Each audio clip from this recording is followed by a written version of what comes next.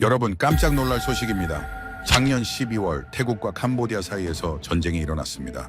그런데 휴전을 하고 난 뒤 캄보디아 전역에 이상한 소문이 퍼지기 시작했습니다. 중국한테 속았다는 말과 한국이 가장 무서웠다는 말이 동시에 나왔습니다. 도대체 전쟁터에서 무슨 일이 벌어진 걸까요? 그리고 한국은 어떻게 이들을 그토록 놀라게 만든 걸까요? 미국 국방부에서 35년간 근무한 퇴역 군인이 전쟁 직후 현장을 직접 조사했습니다. 그가 병사들에게 직접 들은 충격적인 진실, 지금 바로 들려드리겠습니다. 시작에 앞서 좋아요와 구독 눌러주시면 한국의 더 많은 이야기를 소개하는 데에 큰 힘이 됩니다. 안녕하십니까?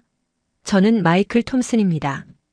미국 국방부에서 35년간 근무했고 지금은 은퇴해서 세계 각지의 분쟁 지역을 조사하는 일을 하고 있습니다. 오늘 들려드릴 이야기는 제가 직접 현장에서 목격하고 조사한 내용입니다. 작년 12월 태국과 캄보디아 사이에서 전쟁이 일어났습니다. 전쟁 자체는 며칠 만에 끝났지만 그 여파는 지금까지도 계속되고 있더군요. 저는 휴전 직후 캄보디아로 들어가 퇴역 군인들과 병사들을 만났습니다. 그들의 입에서 나온 이야기는 제가 35년간 보고 들은 그 어떤 것보다 충격적이었어요. 전쟁이 시작되기 몇 달 전으로 돌아가 보겠습니다. 캄보디아 군부는 자신감으로 가득했습니다. 그럴 만한 이유가 있었지요. 지난 몇 년간 중국으로부터 엄청난 양의 최신 무기를 들여왔거든요. 제가 만난 한 캄보디아 전직 장교는 당시 분위기를 이렇게 설명했습니다. 당시 캄보디아가 들여온 무기 목록은 상당했습니다. 주력 전차만 해도 60대가 넘었고 방공 미사일 시스템도 여러 종류를 갖췄더군요. 특히 자랑스러워했던 건 다연장 로켓 시스템이었습니다. 한 번에 수십 발을 쏟아부을 수 있는 화력이었지요. 제가 캄보디아 군부 내부 문서를 확인해 본 결과 그들은 철저하게 계산을 했었습니다. 태국 공군이 전투기를 70대 이상 보유하고 있다는 건 알고 있었어요. 하늘에서는 당연히 질 수밖에 없다고 판단했지요. 하지만 육상 화력에서는 자신들이 우위에 있다고 믿었습니다.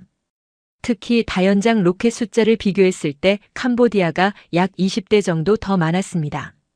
그들의 전략은 명확했어요. 하늘은 포기하되 땅에서 압도적인 화력으로 밀어붙이겠다는 것이었지요.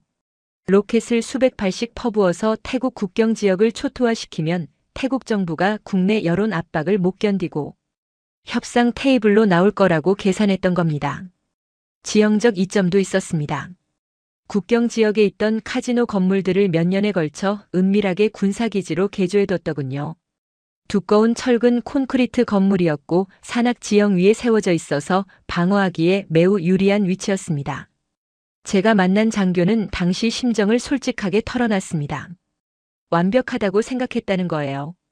중국 최신 무기로 완전 무장했고 요새화된 진지에서 버티면서 다연장 로켓으로 태국을 압박하면 충분히 이길 수 있다고 확신했었답니다. 그런데 여기서 치명적인 실수가 있었습니다. 캄보디아 정보당국은 태국군 전력을 분석할 때 미국제 전투기가 몇 대인지 스웨덴제 전투기 성능이 어떤지는 꼼꼼하게 파악했습니다. 하지만 한국에서 들여온 무기들에 대해서는 거의 정보 수집을 하지 않았더군요. 캄보디아 군부 내에서 한국 무기를 바라보는 시각은 이랬습니다. 훈련기나 만드는 나라, 미국 기술 베껴서 조립이나 하는 수준. 대수롭지 않게 넘겨버렸던 거예요. 제가 내부 보고서를 검토해 보니 정말 기가 막혔습니다. 한국이 개발한 정밀 유도 폭탄에 대해서는 한 줄도 기록이 없었어요. 비행기가 있다는 건 알았지만 그냥 조종사 가르치는 훈련기인 줄로만 알았지 실제 전투에 투입할 수 있는 공격기라는 사실은 전혀 파악하지 못했습니다. 태국 해군의 최강 전력인 호위함이 한국에서 건조된 최신형이라는 것도 몰랐더군요. 정보 실패였습니다. 완전한 정보 실패였어요. 옛날 중국 병법서에 나오는 말이 있지 않습니까? 적을 알고 나를 알면 100번 싸워도 위태롭지 않다고요. 캄보디아는 바로 이 기본 중의 기본을 어긴 겁니다. 자기네 무기만 보면서 자신감에 가득 차 있었지 정작 상대방이 어떤 무기를 갖고 있는지는 제대로 분석하지 않았던 거예요. 특히 한국 무기에 대해서는 완전히 무지한 상태로 전쟁에 뛰어들었습니다. 그 대가를 이제부터 톡톡히 치르게 되지요. 제가 인터뷰한 장교는 마지막으로 이런 말을 남겼습니다. 만약 한국 무기 성능을 전쟁 전에 미리 알았더라면 아마 전쟁을 시작하지 않았을 거라고요. 적어도 그런 방식으로는 절대 하지 않았을 거라는 겁니다. 그만큼 나중에 받은 충격이 어마어마했다는 뜻이었습니다. 전쟁은 캄보디아의 선제 공격으로 시작되었습니다. 새벽 시간대였어요. 국경 지역 정글 속에 숨겨뒀던 다연장 로켓 발사대들이 일제히 포구를 태국 쪽으로 돌렸습니다. 제가 나중에 만난 캄보디아 포병 출신 병사는 그 순간을 생생하게 기억하고 있더군요. 발사 버튼을 누르는 순간 수백 발의 로켓이 불꽃을 뿜으며 하늘로 치솟았다고 합니다. 병사들은 환호성을 질렀어요. 드디어 시작이다. 우리가 이기고 있다는 확신으로 가득했지요. 로켓들이 포물선을 그리며 태국 국경 마을로 날아갔고 멀리서 폭발음이 들려왔습니다. 실제로 태국 쪽에 상당한 피해가 발생했습니다. 여러 마을에 로켓이 떨어졌고 민간인 사상자가 났어요. 캄보디아 지휘부에 올라온 첫 전황 보고는 긍정적이었습니다. 공격 성공, 적측 혼란 상태, 아군 피해 없음. 장성들은 서로 악수를 나누며 축하했다고 하더군요. 그런데 바로 여기서 첫 번째 문제가 드러났습니다. 150km를 날아간다고 자랑하던 중국제 로켓이 실제로는 그 거리에 도달하지 못했던 거예요. 목표로 설정한 태국군 후방 기지까지 닿지 않고 중간에 떨어져 버렸습니다. 제가 만난 포병 장교는 당황스러웠다고 털어놨어요. 분명히 좌표를 정확하게 입력했는데 착탄 확인이 안 되는 겁니다. 나중에 확인해 보니 중국 측이 홍보할 때 말한 숫자는 이론상 최대 사거리였던 거예요. 모든 조건이 완벽할 때나 나올 수 있는 수치였지요. 실전 환경에서는 바람도 불고 습도도 높고 지형도 울퉁불퉁한데 그런 상황을 전혀 고려하지 않은 숫자였던 겁니다. 명중률은 더 심각했습니다. 정밀 유도 기능이 있다고 했지만 제대로 작동하지 않았어요. 군사기지를 겨냥했는데 몇 킬로미터나 빗나가서 빈 들판에 떨어지는 경우가 부지기수였습니다. 심지어 발사대에서 나가자마자 추락해버린 로켓도 있었다고 하더군요. 하지만 캄보디아 지휘부는 아직 여유가 있었습니다. 다연장 로켓이 원래 정밀도가 낮은 무기니까 어느 정도는 예상했던 일이라고 생각했던 거예요. 그들이 진짜 믿었던 건 방공 시스템이었습니다. 예상대로 태국 공군이 출격했다는 정보가 들어왔어요. 캄보디아 방공부대는 긴장하면서 레이더 화면을 주시했습니다. 곧 적기가 나타날 것이다. 화면에 점이 뜨는 순간 미사일을 발사한다. 병사들은 손에 땀을 쥐고 그 순간을 기다렸지요. 그런데 이상한 일이 벌어졌습니다. 레이더 화면에 아무것도 나타나지 않는 거예요. 제가 인터뷰한 방공부대 병사는 그때를 이렇게 회상했습니다. 분명히 적기가 출격했다는 정보는 받았는데 레이더에는 아무것도 안 잡혔다고요. 처음에는 거리가 멀어서 그런가 보다 싶었대요. 몇 분을 기다려도 화면은 깨끗했습니다. 그러다 갑자기 멀리서 엄청난 폭발음이 들렸어요. 고개를 돌려보니 산 쪽에서 거대한 불기둥이 치솟고 있었습니다. 캄보디아군이 임시 사령부로 쓰고 있던 카지노 건물이었어요. 8층짜리 콘크리트 건물의 한가운데가 뻥 뚫리면서 안에서부터 무너져 내렸습니다. 제가 나중에 생존자를 만나봤는데 그 장면을 잊을 수가 없다고 하더군요.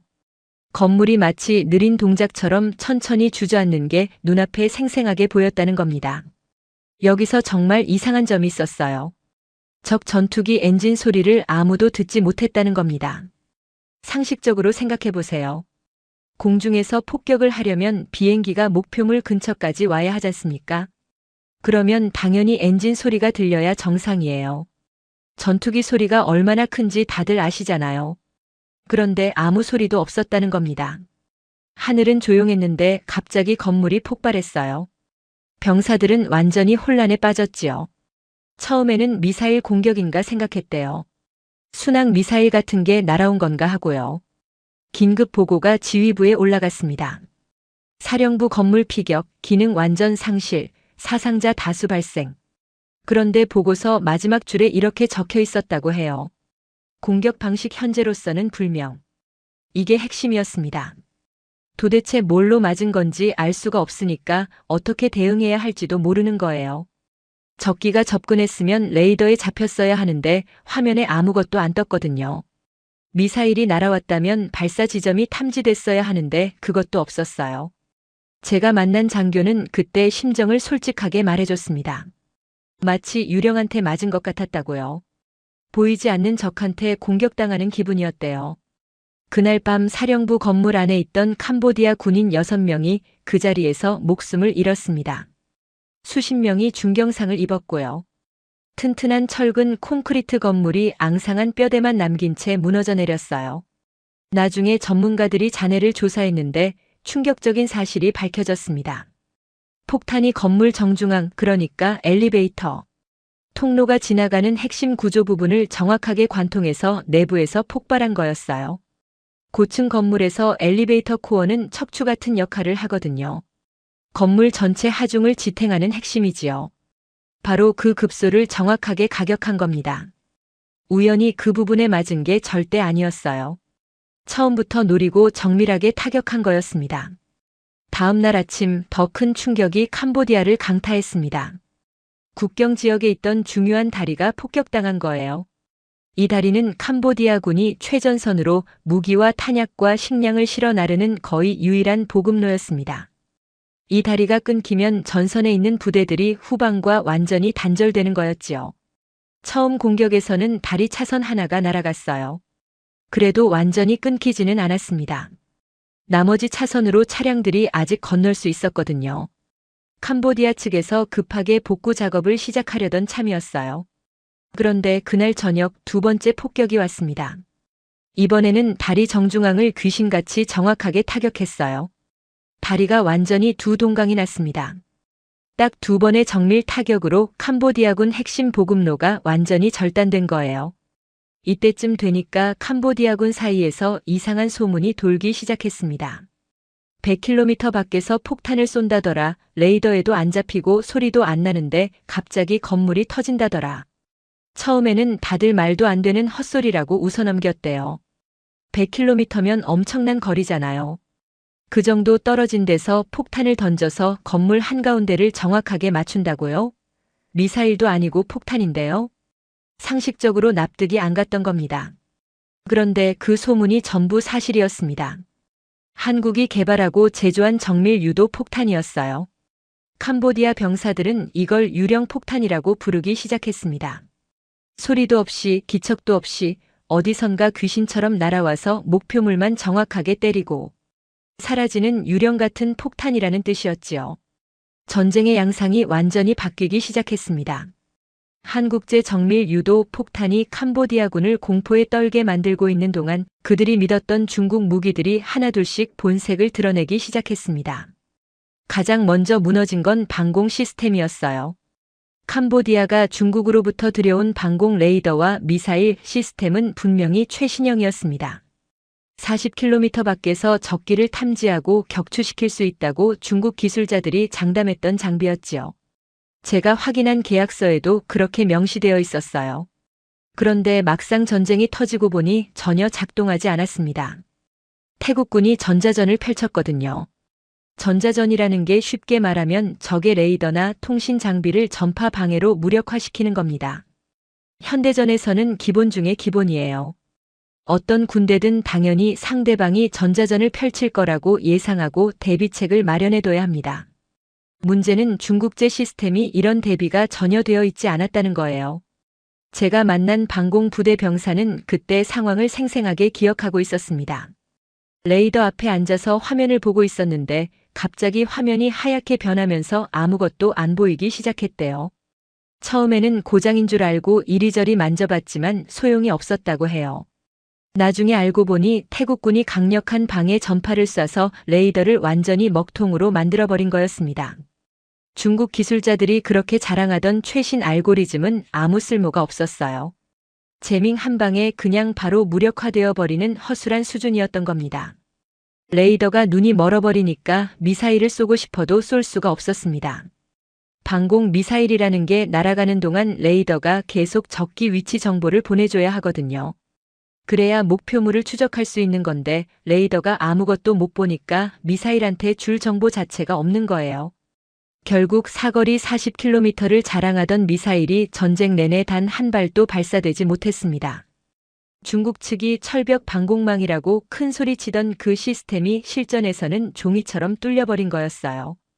그런데 더 충격적인 사건이 터졌습니다. 중국제 전차의 포신 폭발 사고였어요.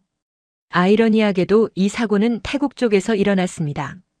태국도 캄보디아와 마찬가지로 중국에서 전차를 사서 운용하고 있었거든요. 어느 날 태국군 전차 한 대가 캄보디아군 진지를 향해 포격을 하고 있었습니다. 이틀 동안 쉬지 않고 200발 넘게 쏘았어요.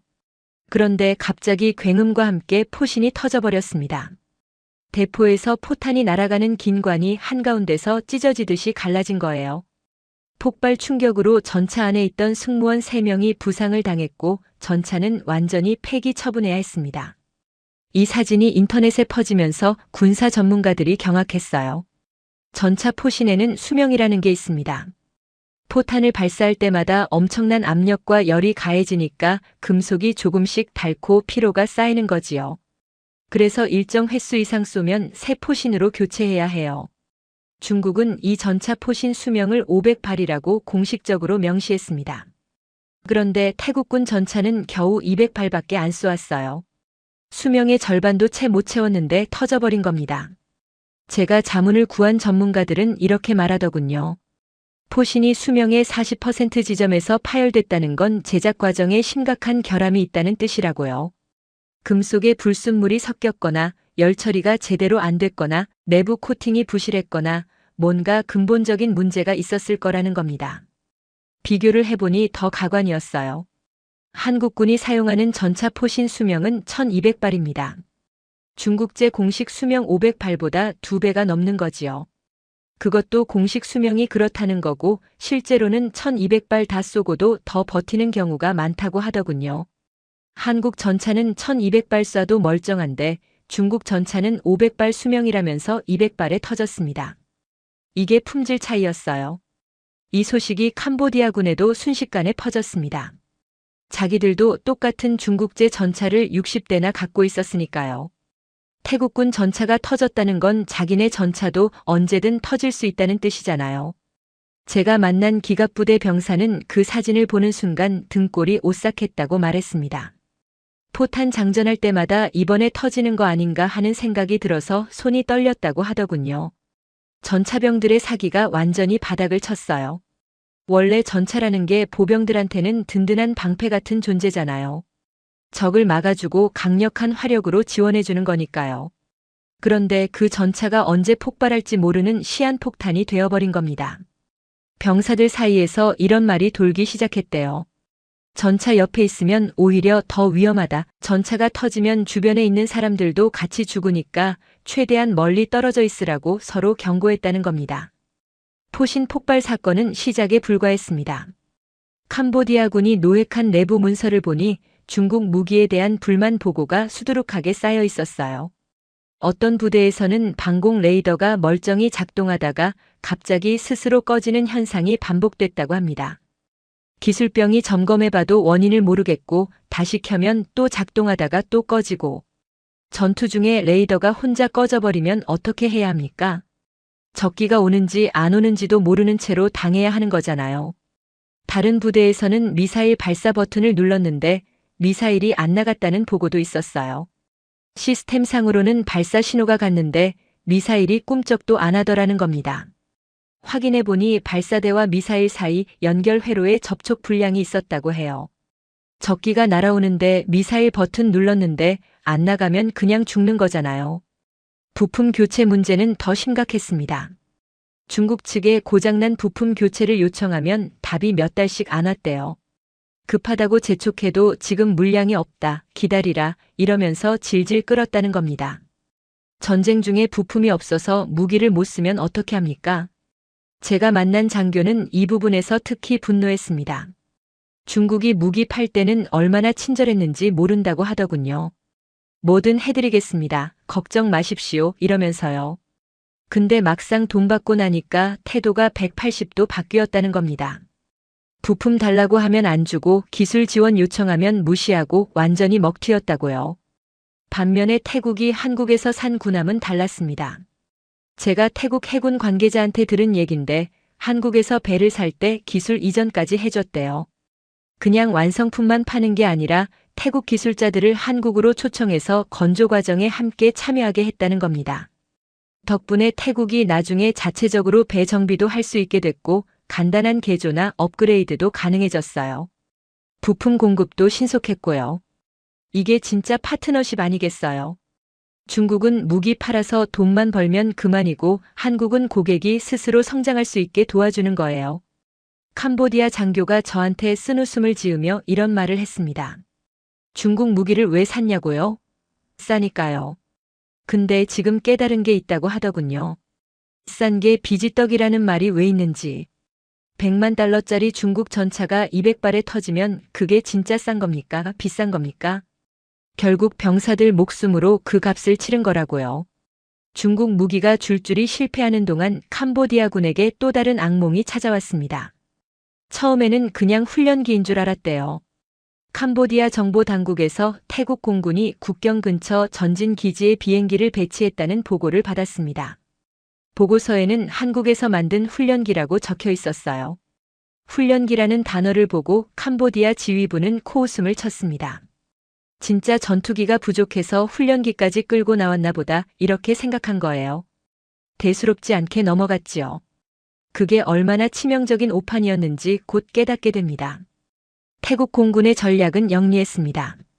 최신 전투기는 1시간 비행하는 데 드는 비용이 엄청났거든요. 연료비, 정비비, 부품 교체비 이런 거 다 합치면 1,000만 원 가까이 들어가요. 24시간 내내 하늘에 띄워놓으려면 돈이 어마어마하게 깨지는 겁니다. 그런데 한국제 경공격기는 운용비가 그것의 3분의 1밖에 안 됐어요. 그러면서도 성능은 구형 전투기 못지않았습니다.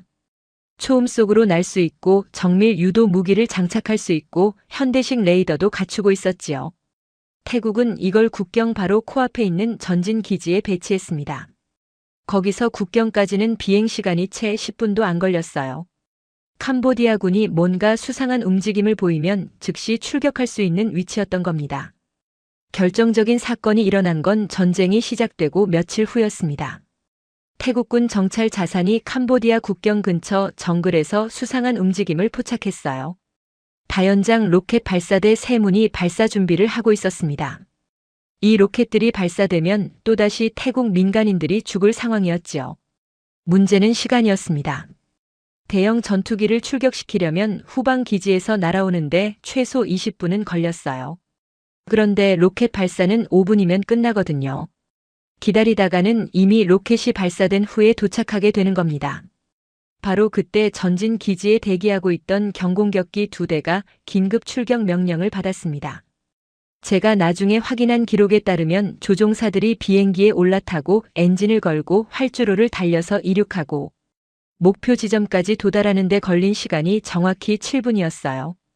캄보디아군은 로켓 발사 준비를 막 끝내고 이제 발사 버튼을 누르려던 참이었습니다. 바로 그 순간이었지요.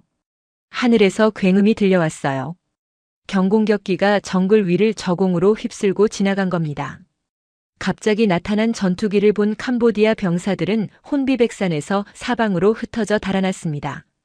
로켓 발사대는 그 자리에 덩그러니 버려졌어요.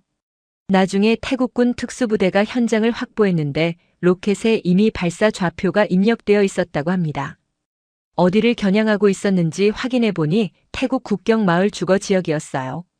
하마터면 또 수십 명의 민간인이 목숨을 잃을 뻔했던 걸 훈련기라고 무시당하던 비행기가 막아낸 겁니다. 이 사건 이후로 캄보디아군 사이에서 인식이 완전히 바뀌었습니다. 제가 만난 병사는 이렇게 말하더군요.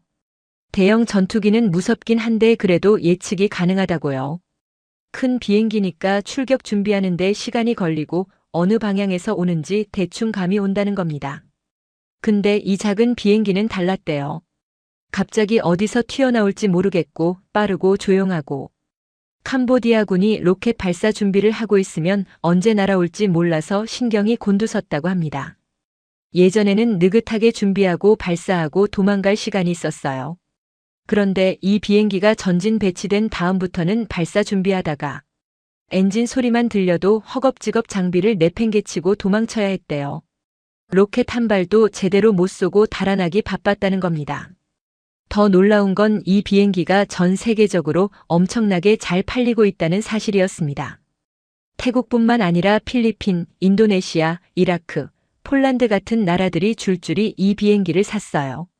지금까지 수출된 대수가 거의 200대에 육박한다고 하더군요. 한국이 만든 항공기 중에서 단일 기종으로 이 정도 수출 실적을 올린 건 유일하대요. 그만큼 세계 시장에서 인정받고 있다는 뜻이지요. 이번 전쟁은 이 비행기의 실전 능력을 전 세계에 생생하게 증명하는 기회가 됐습니다.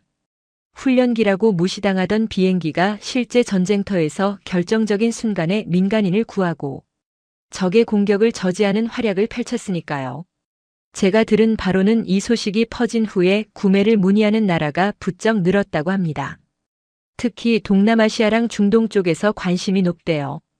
가격은 합리적인데 성능은 실전에서 검증됐으니 당연히 관심이 쏠릴 수밖에 없겠지요. 캄보디아 병사들은 이 비행기에 특별한 별명을 붙였습니다. 유령 전투기라고요. 정밀 유도 폭탄을 유령 폭탄이라고 부른 것처럼 이 비행기도 유령처럼 갑자기 나타났다 사라진다고 해서 붙인 이름이었어요. 하늘에서 정밀 유도 폭탄이랑 경공격기가 캄보디아군을 압박하고 있는 동안 바다에서는 또 다른 재앙이 기다리고 있었습니다. 정밀 유도 폭탄이 캄보디아군의 육상 보급로인 중요한 다리를 끊어버렸다는 건 앞서 말씀드렸지요. 트럭으로 무기와 탄약과 식량을 전선으로 보내는 게 불가능해진 겁니다. 그러면 이제 남은 보급 통로가 어디겠습니까? 바다밖에 없는 거예요. 캄보디아 남쪽에 항구 도시가 하나 있습니다. 이게 캄보디아가 가진 유일한 대형 항구였어요.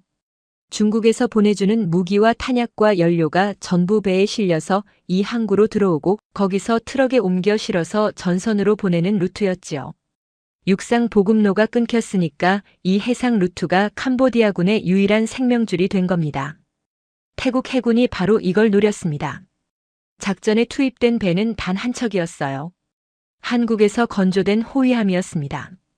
제가 캄보디아 해군 출신 장교를 만났는데 이 사람이 그 배에 대해서 정말 충격적인 말을 하더군요. 괴물이었다고요. 배 한 척이 자기네 해군 전체를 상대로 바다를 막았다는 겁니다. 이 배가 어떤 배인지 설명을 좀 드려야겠습니다. 길이가 124m 정도 됐어요. 축구장 길이가 보통 105m니까 그보다 좀 더 긴 거지요. 승조원이 140명 정도 타고 최신 무장이 빼곡하게 실려 있었습니다. 적 비행기나 미사일을 요격할 수 있는 대공 미사일이 있고 적 군함을 타격하는 대함 미사일이 있고 잠수함을 공격하는 어뢰도 있고 지상 목표물을 때리는 함포도 있었어요. 만능 전투함이었던 겁니다. 특히 레이더랑 전투 시스템이 뛰어났습니다. 동시에 여러 개의 목표물을 탐지하고 추적하면서 위협 순위를 자동으로 계산해서 대응하는 능력을 갖추고 있었어요. 적 전투기가 날아오든 미사일이 날아오든 적 함정이 접근하든 전부 다 잡아서 요격하거나 공격할 수 있었던 겁니다. 반면에 캄보디아 해군이 뭘 갖고 있었냐면요. 솔직히 비교 자체가 민망한 수준이었습니다. 소형 경비정 몇 척이 전부였거든요. 배수량 몇백 톤짜리 조그만 배들이었어요. 태국 호위함 한 척이 3,000톤인데 캄보디아 해군 배들을 전부 합쳐도 그것보다 작았을 겁니다. 화력 차이는 말할 것도 없었고요.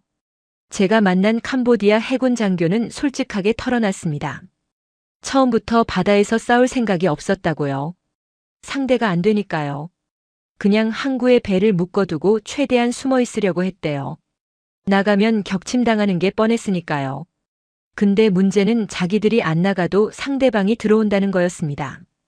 태국 호위함이 캄보디아 항구로 향하는 주요 항로에 딱 버티고 섰어요. 그리고 지나가는 선박들을 하나하나 전부 검문하기 시작했습니다. 캄보디아 국적 선박이든 제3국 국적 선박이든 상관없이 일단 다 세웠어요. 어디서 왔나, 어디로 가나, 뭘 싣고 있나, 화물칸을 열어봐라.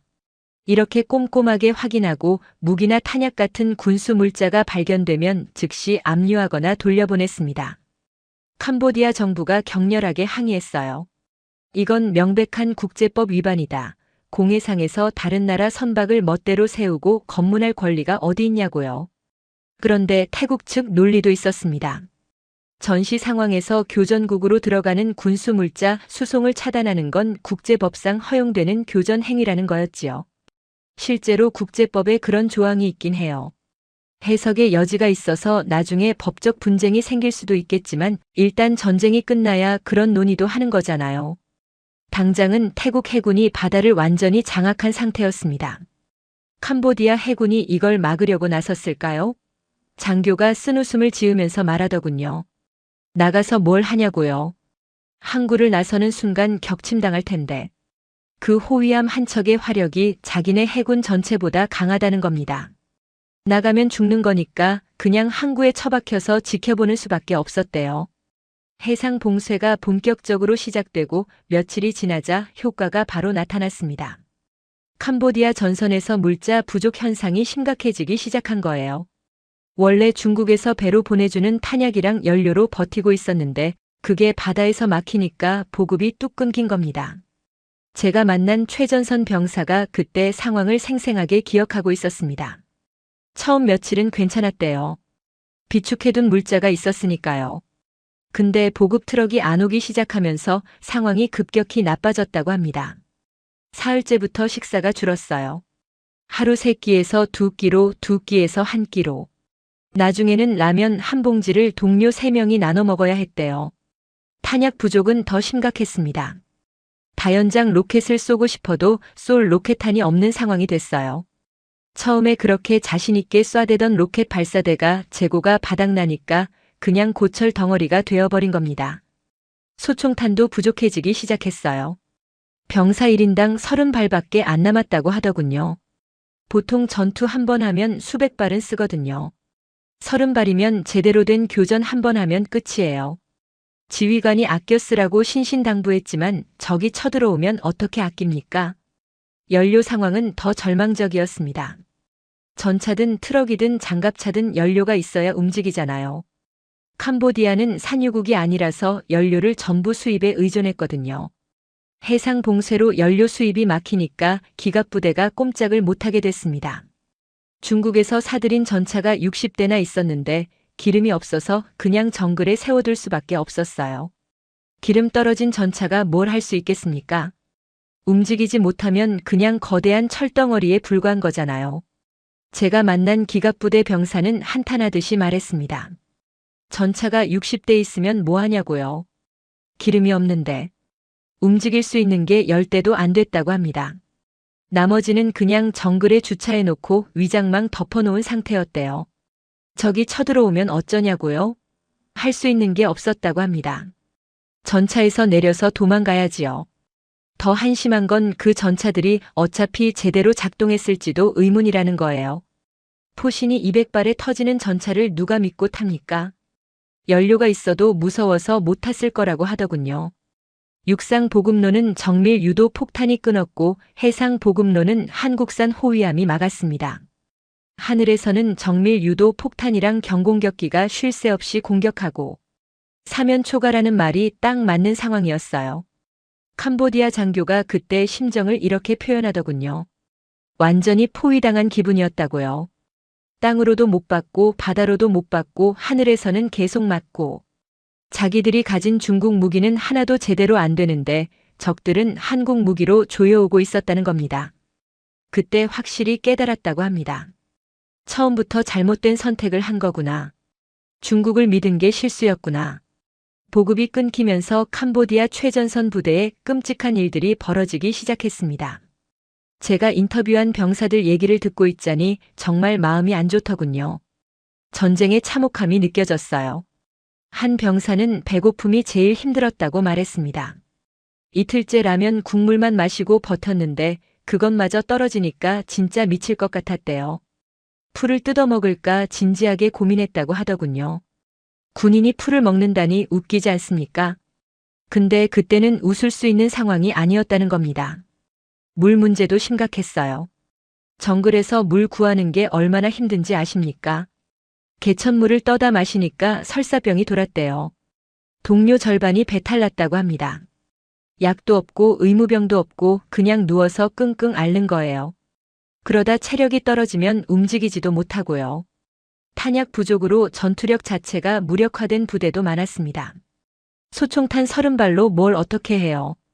적이 100명 몰려오면 30발 쏘고 나면 끝이잖아요. 지휘관이 진지를 사수하라고 명령하는데 뭘로 사수합니까? 돌이라도 던지라는 건가요? 이런 상황에서 탈영병이 속출하기 시작했습니다. 밤에 몰래 부대를 빠져나가서 고향으로 도망치는 병사들이 하루에도 몇 명씩 생겼대요. 처음에는 헌병대가 잡아다가 처벌했지만 나중에는 너무 많아져서 손을 쓸 수가 없었다고 합니다. 잡아도 계속 도망가니까요. 한 병사가 저한테 솔직하게 말하더군요. 자기도 도망칠까 수백 번은 생각했대요. 이렇게 굶어 죽느니 차라리 도망가다 잡혀서 총살당하는 게 나을 것 같았다고요. 근데 고향까지 거리가 너무 멀었다는 겁니다.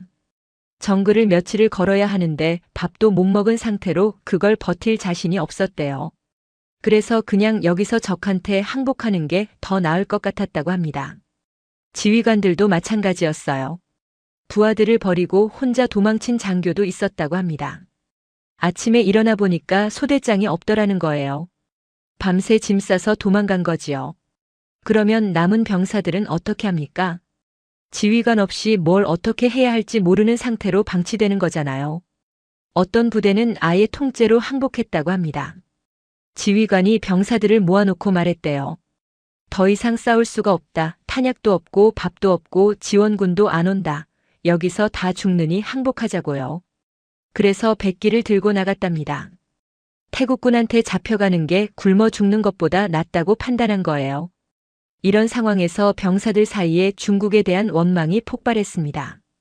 제가 인터뷰한 거의 모든 병사가 중국 욕을 하더군요. 정말 신랄했어요. 한 병사는 이렇게 말했습니다. 중국이 사기를 쳤다고요. 세계 최고 무기라고 해놓고 막상 쓰니까 다 고장이잖냐고요. 미사일은 안 나가고 레이더는 먹통이고 전차는 터지고 자기들이 그 무기를 믿고 전쟁을 시작했는데 전부 다 엉터리였다는 겁니다. 중국 때문에 동료들이 죽었다고 했어요. 또 다른 병사는 더 직접적으로 말하더군요. 중국 무기 팔러 온 사람들이 얼마나 큰 소리를 쳤는지 모른다고요. 태국 따위는 일주일이면 끝난다고 했대요. 자기네 무기 성능이면 충분히 이긴다고요.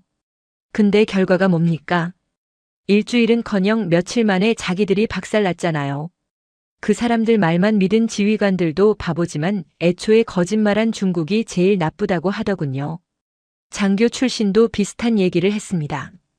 중국한테 완전히 속았다고요. 무기 살 때는 그렇게 좋은 말만 해놓고 막상 전쟁 터지니까 지원도 안 해준대요. 부품 달라고 연락했는데 답도 없었다고 합니다. 팔 때는 언제든 도와주겠다더니 정작 필요할 때는 나 몰라라 한다는 거예요. 앞으로 절대 중국 무기 안 산다고 했습니다. 이런 분위기가 퍼지면서 병사들 사이에 한국 무기에 대한 이야기도 많이 돌았대요. 적군이 쓰는 무기인데도 병사들이 감탄을 하더라는 겁니다. 한 병사가 이렇게 말하더군요. 자기들이 쓰는 중국 무기는 하나도 안 되는데 적들이 쓰는 한국 무기는 귀신같이 맞더라고요. 100km 밖에서 건물 한가운데를 때리고 훈련기가 7분 만에 날아와서 작전을 망치고 군함 한 척이 바다를 막아서 보급을 끊고 왜 한국 무기는 저렇게 잘 되고 중국 무기는 저 모양인지 원망스럽더라는 겁니다. 또 다른 병사는 이런 말을 했어요. 적이지만 인정할 수밖에 없었다고요. 한국 무기가 진짜 대단하더라고요. 자기들이 어디 숨어도 찾아내서 때리고 뭘 해도 막히고 전쟁이 아니라 일방적으로 두들겨 맞는 느낌이었대요. 나중에 알고 보니까 태국이 쓴 핵심 무기들이 전부 한국에서 만든 거더라고요. 한국이 이렇게 무기를 잘 만드는 나라인지 그때 처음 알았다고 합니다. 이 병사가 저한테 마지막으로 한 말이 인상적이었어요. 솔직히 자기들도 한국 무기 쓰고 싶었대요. 중국 무기 말고요. 근데 이미 늦었잖냐고요. 전쟁은 시작됐고 자기들은 중국 무기밖에 없었고 처음부터 잘못된 선택을 한 거라고 했습니다. 중국을 믿은 게 화근이었다고요. 굶주림과 공포와 배신감이 겹치면서 캄보디아군은 완전히 무너졌습니다. 더 이상 조직적인 저항이 불가능한 상태가 됐어요. 결국 개전 후 불과 며칠 만에 휴전 협상에 나설 수밖에 없었습니다. 협상 테이블에 앉은 캄보디아 대표단의 심정이 어땠을지 상상이 가시지요. 자신만만하게 전쟁을 시작했다가 완전히 박살이 났으니까요. 그것도 믿었던 중국 무기가 전부 배신하는 바람에요. 전쟁이 휴전으로 마무리된 직후 저는 캄보디아 현지 분위기를 파악하기 위해 여러 경로로 정보를 수집했습니다. 제가 들은 이야기들 중에는 정말 놀라운 것들이 많았어요. 캄보디아 사회 전체에 이번 전쟁에 대한 이야기가 급속도로 퍼지면서 일종의 도시 전설 같은 것들이 만들어지고 있었거든요. 전쟁을 직접 겪은 병사들이 제대하거나 휴가를 나와서 고향에 돌아가면 당연히 가족들한테 자기가 전쟁터에서 겪은 일을 이야기하잖아요. 그러면 그게 동네 사람들한테 퍼지고 옆 마을로 퍼지고 시장에서 장사하는 사람들 입을 타고 다른 지역까지 퍼지고요. 입에서 입으로 전해지다 보면 점점 부풀려지기도 하고 과장되기도 해요. 어떤 부분은 왜곡되기도 하고요. 그 과정에서 사실과 과장이 뒤섞인 온갖 소문들이 캄보디아 전역을 뒤덮은 겁니다. 제가 수집한 소문들 중에서 가장 많이 회자되는 것들을 정리해드리겠습니다. 첫 번째는 중국 무기에 대한 소문이었는데요.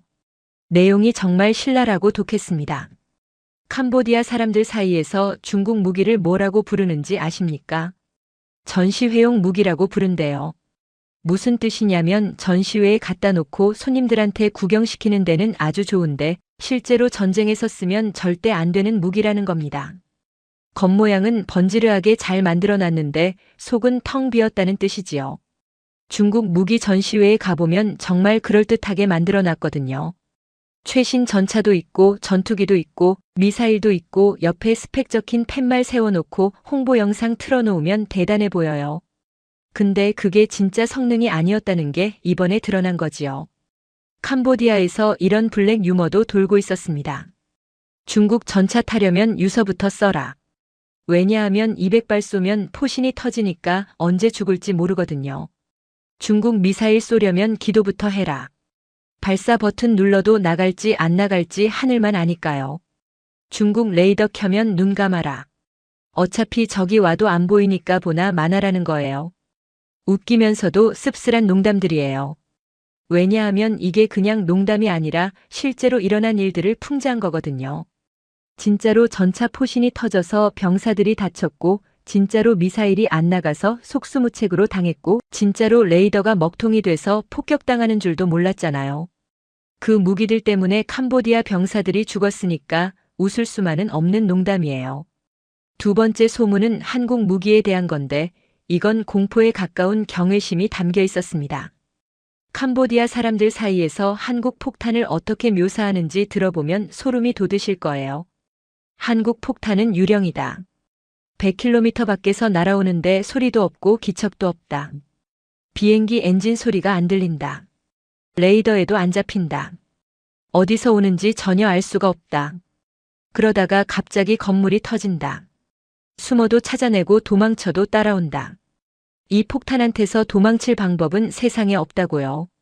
사실 여부를 따져보면 상당 부분이 진짜 사실이에요.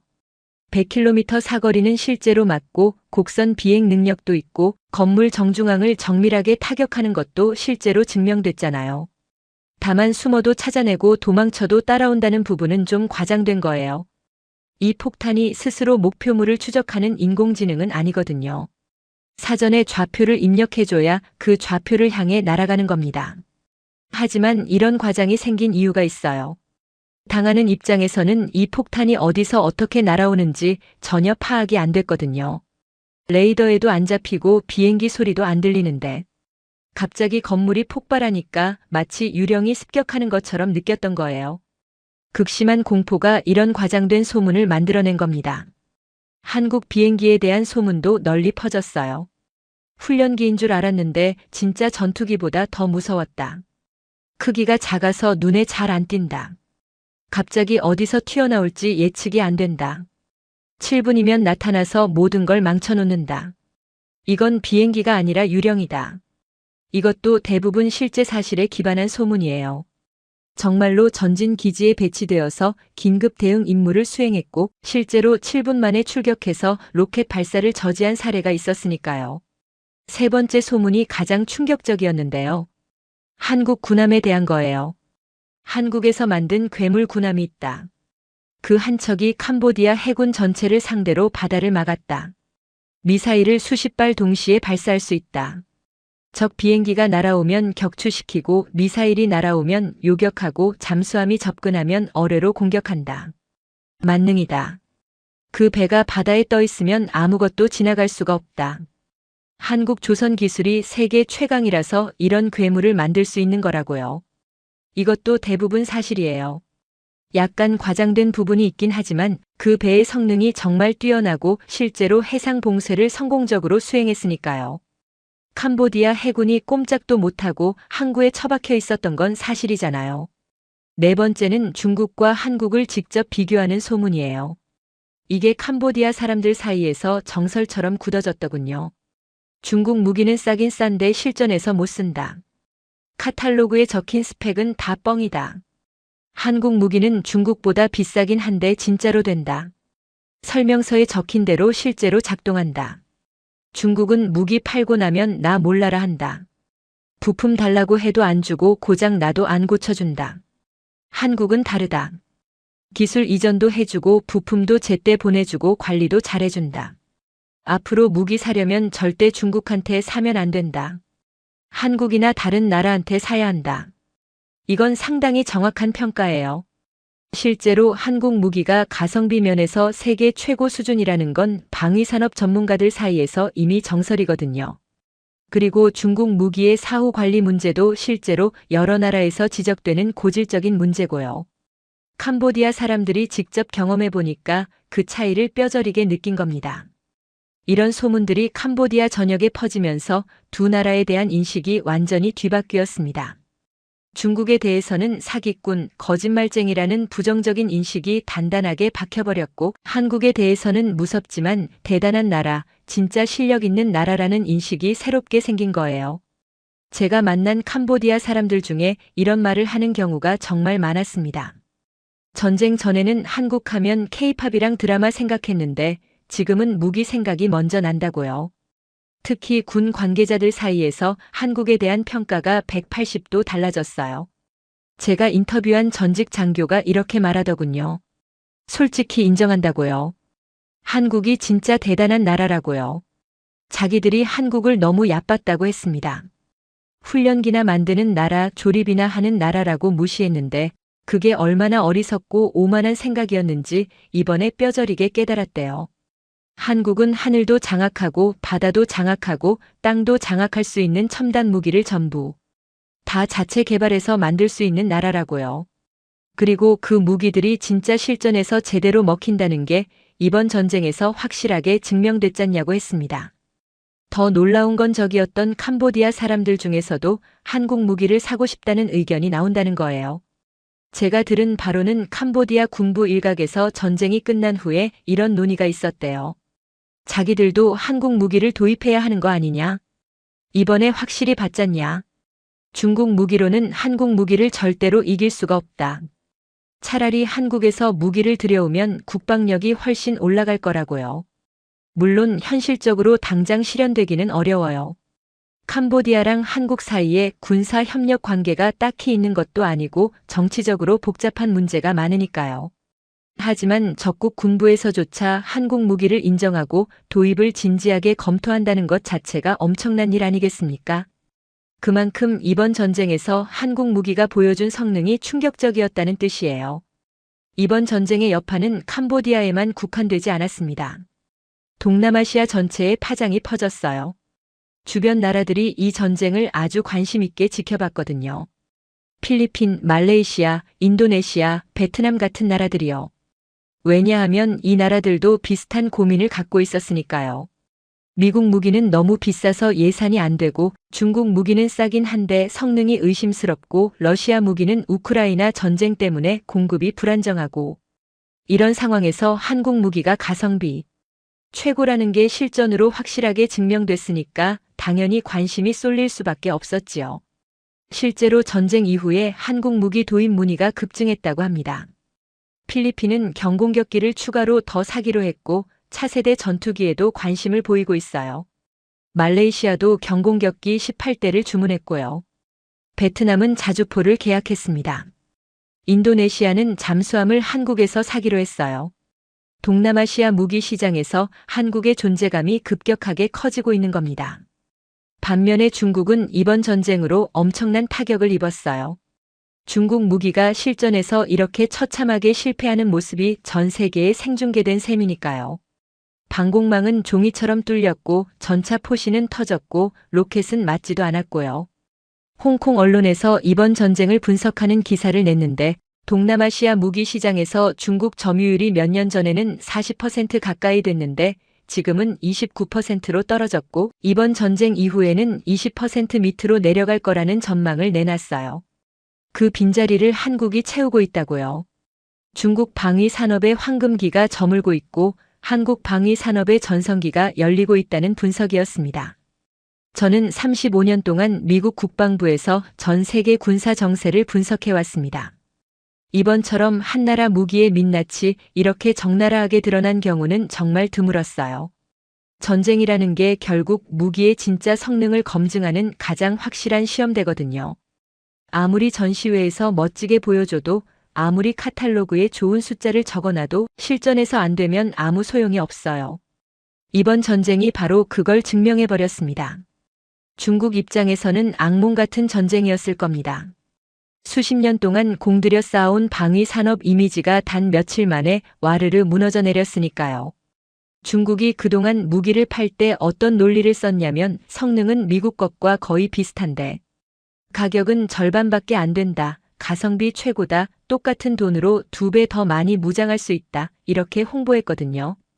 개발도상국들 입장에서는 솔깃할 수밖에 없는 제안이었지요. 근데 문제는 이 무기들이 실전에서 제대로 검증된 적이 거의 없었다는 거예요. 중국이 직접 참전한 대규모 전쟁이 한참 전 이후로 없었잖아요. 그러니까 중국 무기 성능이 진짜로 어느 정도인지 객관적으로 아는 사람이 아무도 없었던 겁니다. 전시회에서 보여주는 번지르한 스펙이랑 화려한 홍보 영상만 믿고 산 거지요. 이번 전쟁에서 그 실체가 온 세상에 만천하에 드러났습니다. 40km 밖에서 적기를 잡는다던 레이더가 전자전 한 방에 허무하게 먹통이 되고 500발 쏠 수 있다던 전차 포신이 겨우 200발에 찢어지듯이 터져버리고 150km 날아간다던 로켓이 목표물 근처에도 못 가고 엉뚱한 데 떨어지고 카탈로그에 인쇄된 숫자랑 실제 성능이 완전히 딴판이라는 게 증명된 거예요. 이건 단순히 캄보디아 한나라의 문제가 아닙니다. 중국 방위 산업 전체에 대한 신뢰를 뿌리째 흔드는 대사건이에요.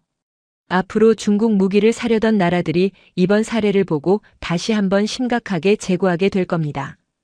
아무리 싸도 실전에서 이 모양이면 무슨 소용이 있냐고요. 그 돈이면 차라리 좀 더 보태서 제대로 검증된 무기를 사는 게 낫지 않냐고요. 비싼 게 비지떡이라는 걸 캄보디아가 피로 증명해줬으니까요. 반면에 한국은 이번 전쟁에서 엄청난 수혜를 입었습니다. 돈 한 푼 안 들이고 전 세계를 상대로 한국 무기의 실전 능력을 대대적으로 광고한 셈이니까요.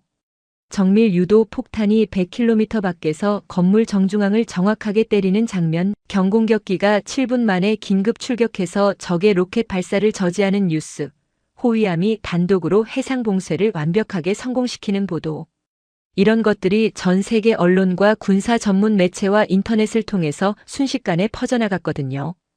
어떤 광고보다 효과적인 홍보였어요. 왜냐하면 이건 실전 기록이니까요. 전시회에서 틀어주는 컴퓨터 그래픽 영상이 아니라 진짜 전쟁터에서 피 흘리며 검증된 결과잖아요. 이보다 더 확실하고 신뢰할 수 있는 증거가 세상에 어디 있겠습니까? 제가 개인적으로 주목하는 건 한국 방위 산업의 시장 포지셔닝이에요. 한국 무기가 정말 좋은 자리를 딱 잡았거든요. 미국이나 유럽 무기처럼 세계 최첨단은 아니에요. 하지만 그런 최첨단 무기들보다 가격이 훨씬 싸요. 절반에서 3분의 1 수준이에요. 중국 무기처럼 바닥을 기는 저가는 아니에요. 중국보다는 확실히 비싸요. 하지만 성능이 실전에서 확실하게 검증됐어요. 카탈로그에 적힌 대로 진짜 작동한다는 게 증명됐어요. 가격과 성능 사이에서 가장 좋은 균형, 가장 매력적인 지점을 정확하게 찾은 거예요. 중진국들 입장에서는 이게 가장 현실적이고 합리적인 선택지입니다. 미국 무기는 너무 비싸서 예산이 안 되고 중국 무기는 싸긴 싼데 이번에 보니까 성능이 불안하고 그 사이에서 한국 무기가 딱 좋은 대안으로 떠오른 거지요. 그리고 한국의 또 다른 결정적인 강점이 뭐냐면 미국 무기 체계랑 호환이 잘 된다는 거예요. 정밀 유도 폭탄이 미국제 전투기에 바로 장착되잖아요. 별도의 개조 없이 그냥 달면 되는 거예요. 미국 동맹국들 입장에서는 이게 엄청난 장점이에요. 기존에 갖고 있는 미국 무기랑 섞어서 같이 운용할 수 있으니까요. 중국이나 러시아 무기를 사면 체계가 안 맞아서 완전히 별도로 운용해야 하는데 한국 무기는 그런 골치 아픈 문제가 없어요. 저는 앞으로 미국이 한국 방위 산업을 더 적극적으로 지원하고 밀어줄 거라고 봅니다. 미국 입장에서도 동맹국들이 중국이나 러시아 무기 사는 것보다는 한국 무기 사는 게 훨씬 낫거든요. 어차피 미국 것 살 예산이 안 되는 나라들이면 차선책으로 한국 것이라도 사서 서방 진영, 미국 편에 붙어 있는 게 전략적으로 이익이잖아요. 미국이 필리핀이나 태국 같은 동맹국들한테 한국 무기 도입을 은근히 권장하고 있다는 얘기도 들려요. 이번 전쟁을 통해서 제가 내린 결론은 명확합니다. 무기는 가격이 아니라 성능으로 평가해야 한다는 거예요. 비싼 게 비지떡이라는 옛말이 절대로 틀린 게 아닙니다. 캄보디아가 중국 무기 사느라 투자한 돈이 수억 달러, 우리 돈으로 수천억 원은 됐을 텐데 정작 전쟁에서는 아무런 쓸모가 없었잖아요. 그 어마어마한 돈을 그냥 허공에 날린 거나 다름없어요. 아니, 돈만 날린 게 아니라 젊은 병사들 목숨까지 함께 잃었어요. 차라리 처음부터 좀 더 돈을 들여서 제대로 검증된 무기를 샀으면 이 지경까지는 안 됐을 겁니다. 제가 인터뷰한 캄보디아 장교가 마지막에 저한테 이런 말을 남겼습니다. 이번 전쟁에서 뼈 아프게 배운 교훈이 두 가지 있다고요. 첫째, 중국을 믿지 마라. 둘째, 한국을 적으로 만들지 마라. 중국 무기는 완전한 사기였고 한국 무기는 진짜 중에 진짜였다고 합니다. 처음부터 잘못된 선택을 했고 그 대가를 젊은 병사들의 피와 목숨으로 치렀다고요. 그리고 마지막으로 이 말을 꼭 덧붙여 달라고 하더군요. 한국 사람들한테 전해달라고요. 당신들 나라가 만든 무기는 정말 대단하다고요. 솔직히 말해서 무서웠다고 합니다. 100km 밖에서 소리도 없이 날아오는 폭탄, 7분 만에. 어디서든 나타나는 전투기, 바다 전체를 혼자서 막아버리는 군함. 이런 것들을 상대해야 했던 입장에서는 정말 악몽이었다고요. 근데 그 무서움 뒤에는 존경심이 있다고 했습니다. 한국은 진짜 대단한 나라라고요. 패배자의 입에서 나온 이 말이 어떤 승자의 자랑보다 더 강력하게 가슴에 와닿았습니다. 적이 인정하는 실력이야말로 진짜 실력이니까요. 이번 전쟁은 두 가지를 전 세계에 확실하게 증명했습니다. 중국 무기의 허상이 폭로됐고 한국 무기의 진가가 입증됐습니다. 속은 자는 캄보디아였고 속인 자는 중국이었어요. 그리고 그 사이에서 한국이 가장 큰 수혜자가 됐습니다. 앞으로 세계 무기 시장의 판도가 바뀔 겁니다. 중국의 시대는 저물고 있고 한국의 시대가 활짝 열리고 있어요. 이번 태국 캄보디아 전쟁이 바로 그 역사적인 전환점이 될 겁니다. 오늘 사연은 여기까지입니다. 태국 캄보디아 전쟁에서 드러난 중국 무기의 실패와 한국 무기의 우수성 스토리 어떠셨나요? 사연의 주인공에게 응원의 댓글을 남겨주세요. 지금까지 감동정거장에서 사연 전해드렸습니다. 사연이 마음에 드셨다면 좋아요와 구독 부탁드립니다. 시청해주셔서 감사합니다.